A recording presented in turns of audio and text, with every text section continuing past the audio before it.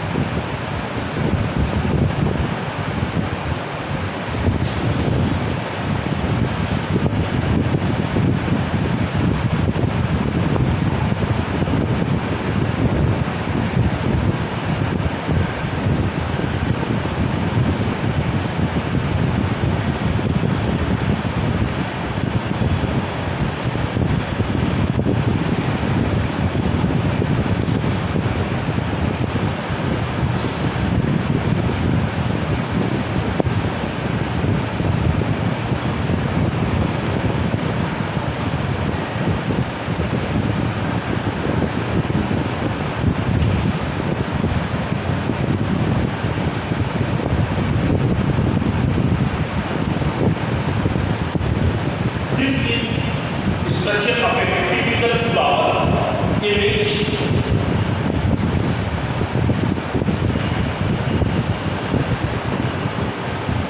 we are going to discuss about the holes of flower. You can see here, if you think about the flower of hibiscus, you can see that at the base of the flower there will be a leaf-like green arrangement. This is known as calyx. It can be also said. Then, just above this calyx, there will be a colored part. This colored part is known as corolla or petal. This is the part which is able to receive pollen grain. So this is known as stigma. Here, ovary. Then there will be stamen. So if someone is asking you about the holes of the flower, then sepal, calyx, petal, corolla, 2 holes, then this stamen, 3 holes, and this female reproductive part that will be known as gynosium will be the 4th hole. Okay? Clear? Okay. Now, our aim is to discuss about the different parts and their functions and their little bit detailed structure also we will discuss.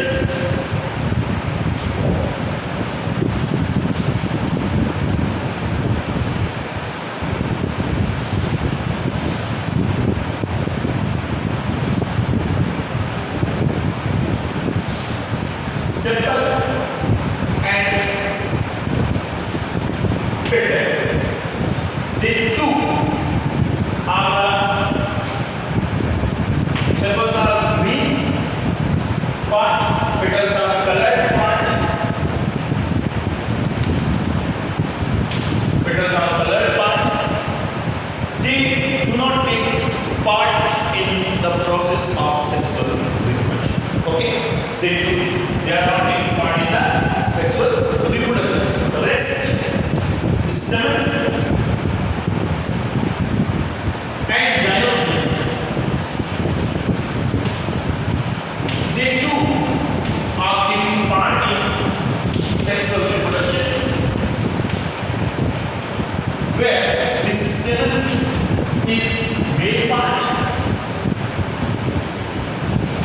and this gynoecium is female. Okay, 1:7, as you can see in this diagram, is made up of a filament, and on the filament there will be a sac-like structure. This sac-like structure is known as endosome, and this is going to be the filament. This endosome, when transverse section of this endosome may cut, then you can see several small pollen grains are visible. These pollen grains are the male gamete. These pollen grains are the male gamete. So this was the structure of stem. Now I am going to discuss about the gynoecium. This gynoecium is the second part, that is female part. This gynoecium is made up of one stigma will be attached at the top. This is going to be gynoecium. Here one ovary will be there, then neck, and this is the stigma. Stigma is the place where pollen grains come, they germinate, and then they fuse with the ovary.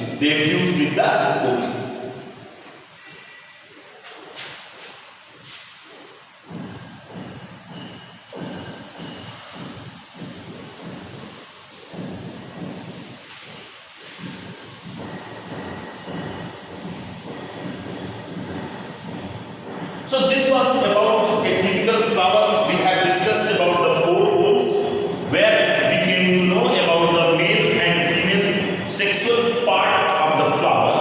Now I am going to discuss about the process known as pollination.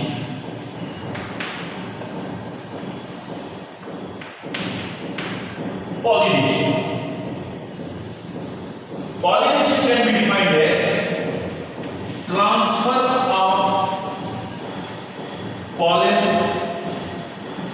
grains from anther to the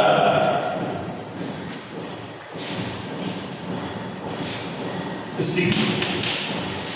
Pollination is known as transfer of pollen grains from anther to the stigma. This pollination may be 2 types. Number 1,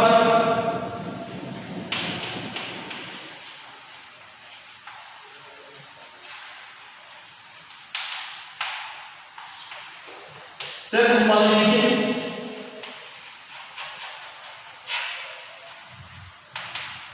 Number 2, cross-pollination.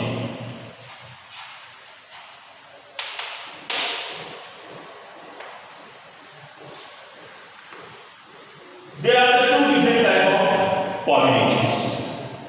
In the self-pollination,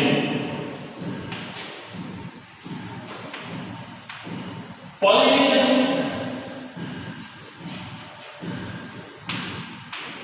takes place between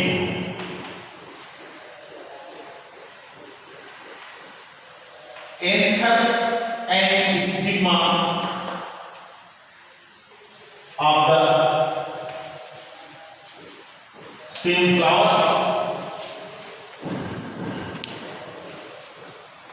in the same plant. When the pollination is taking place between anther and stigma of the same flower, only one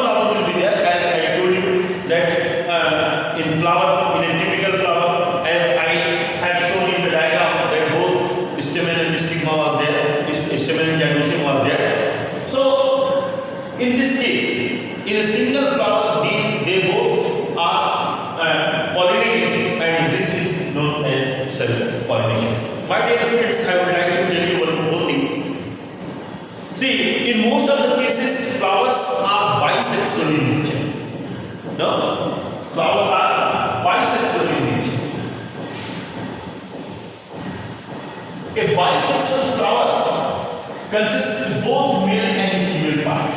Consists both male and female part. But if the flower is unisexual, either female or male part will be present only. So two type of flower: bisexual, unisexual. In bisexual, both male and female reproductive organs will be there, and in unisexual flower there will be either male or female part. Then I am going to discuss about the process of cross pollination.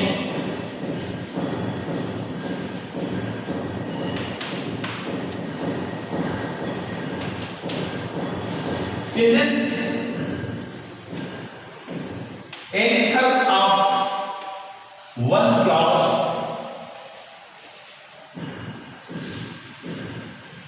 transferred to the stigma of different flower of different plant. They are not fusing in the same flower. No, they are fusing with the stigma of the different flower. Okay.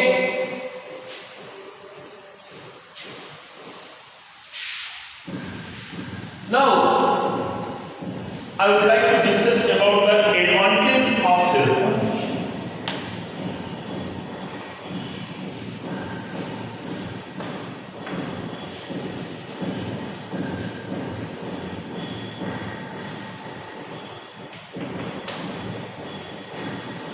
Number one, because happening in the same flower, thus no mixing of elements. No mixing of elements, because it is happening in a single flower. No, and this single flower is having similar species. Therefore, the individual that will be produced after this self-pollination is exactly same to the parents. Therefore,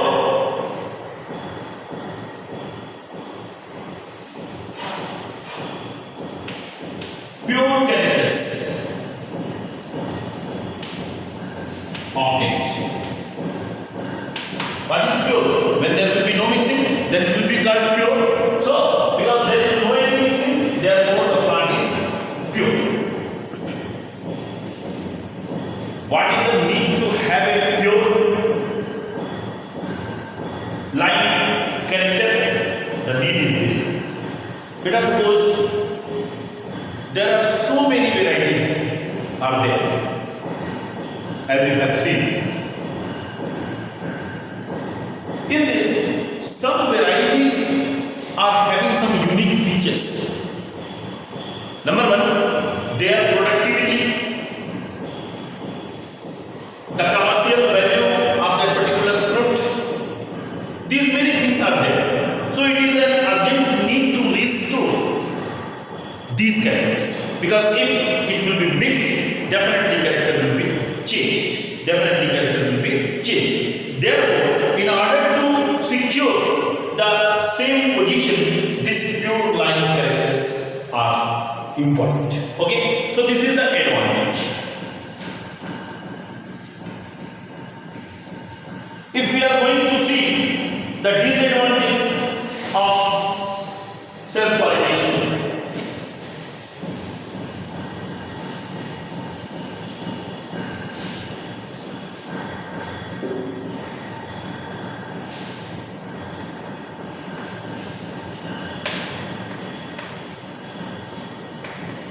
no new species found or you can say produced. New species may be having some more better characters. This type of thing will not be there when a flower is going to be self-pollinated.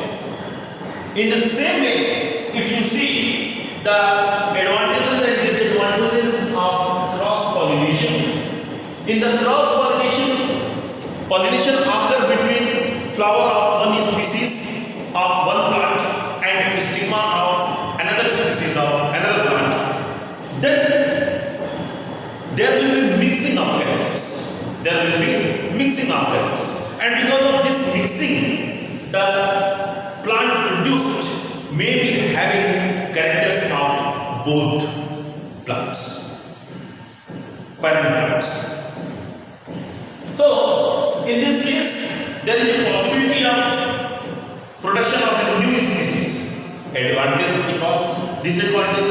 Sometimes introduction of a new species may be good, or sometimes it may be bad. Sometimes it may be bad also. Because if suppose the another species is having some rough kind of characters, some bad characters it is having, it means less resistance to the diseases, less productive quality and all these things. So because of this mixing, the quality of one can be disturbed by another. So this was the advantage and disadvantage of self-pollination and cross-pollination. Okay. Now we are going to see vectors for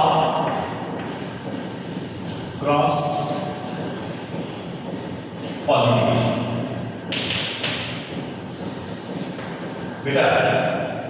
If the pollen grain is moving from the stamen of one plant and going to the stigma of different plant, there must be some agents which are carrying these pollen grains in the stigma. Those which are carrying these pollen grains from one flower to another flower, they are known as vectors. So let us see about the vectors. There are the following vectors mentioned in your syllabus in set. Number 2, wind. Number 3, water. They are the 3 which are given in your syllabus. And now I am going to discuss about these 3 vectors. So number 1 vector is insect. Insects are having feathery legs in which the stamen is getting attached, pollen grain is getting attached, and when these insects move from one plant to another plant, they are carrying these pollen grains and dropping on the stigma of the other plant. Okay. Insects like butterfly, grasshopper, there are many which are doing this job. What is the characteristic of the flowers which are insect pollinated? Definitely they are having bright color, because of which insect can be attracted. Secondly, they are having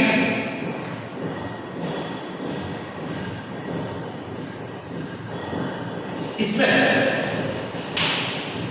Strong smell they are having because of nectar present in them. Nectar is a nutritious thing for what insects are going and sucking the flowers. They are getting their nutrition from it. So these two things are very important if the flower is insect pollinated. First, they will be having bright color, and second, they must be having a very good smell. A very good smell.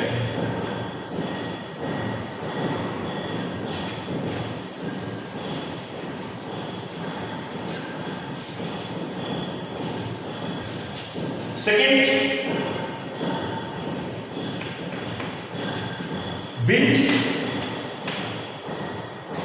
Wind is also very important for transferring characters from, transferring pollen grains from one plant to another plant. What is the characteristic of those plants which are wind pollinated? Number one, they are having feathery stigma.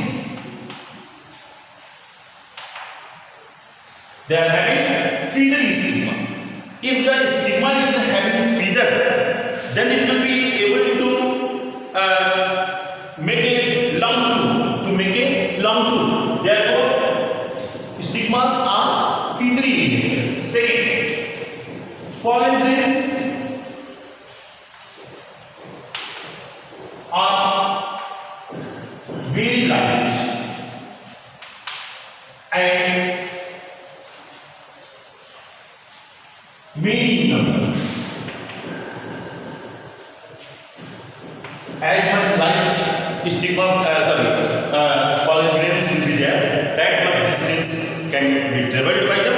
Therefore, these pollen grains are very light in nature and they are always in a lot of number. They are always in a lot of number. It is because if some are being failed to join the stigma of another flower, some of them can do the thing. Okay, so this is the character of those flowers or plants which are wind pollinated.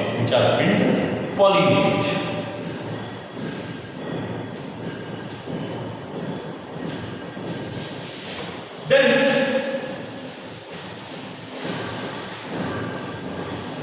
third is water.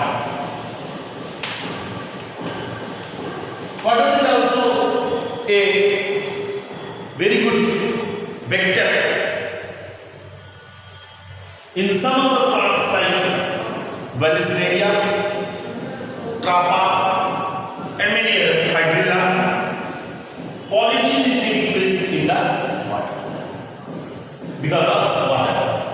What are the characteristics of the flowers which are water pollinated? Okay, now you see. They are simply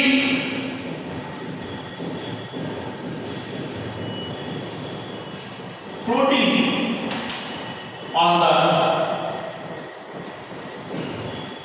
water surface. Pollination will be possible only when this plant is floating in nature. Then only these pollen grains can be transferred. And secondly,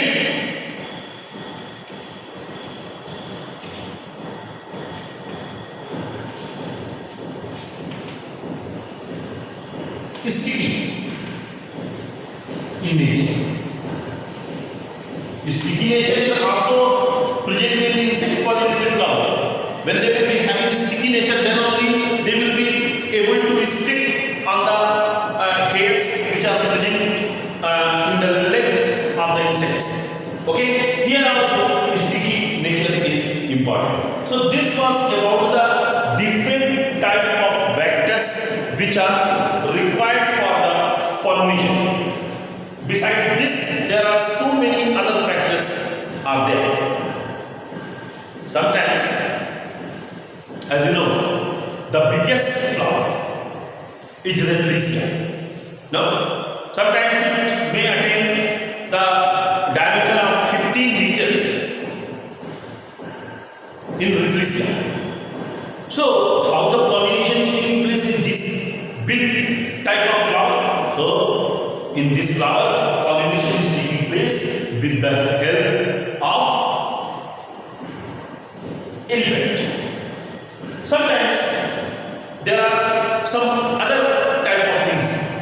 These molluscs are also being used as a vector for the cross pollination. So this is all about what we have discussed today. We have discussed sexual reproduction in flower, in which we have seen the diagram of a typical flower, and we came to know about all the four holes, and then we have discussed about the function of each hole, and then we came to understand about the process of pollination. We came to know about the definition of pollination. Then we came to know about the different types of pollination, in which we discussed self and cross pollination. After this, we came to know about the definition, and then after this, we came to know advantages and disadvantages of self and cross pollination.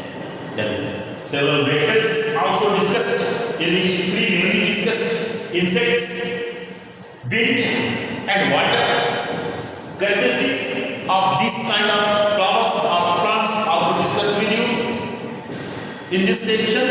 Till then, okay, in the next session we will meet to understand the process of fertilization in the plants. Thank you very much.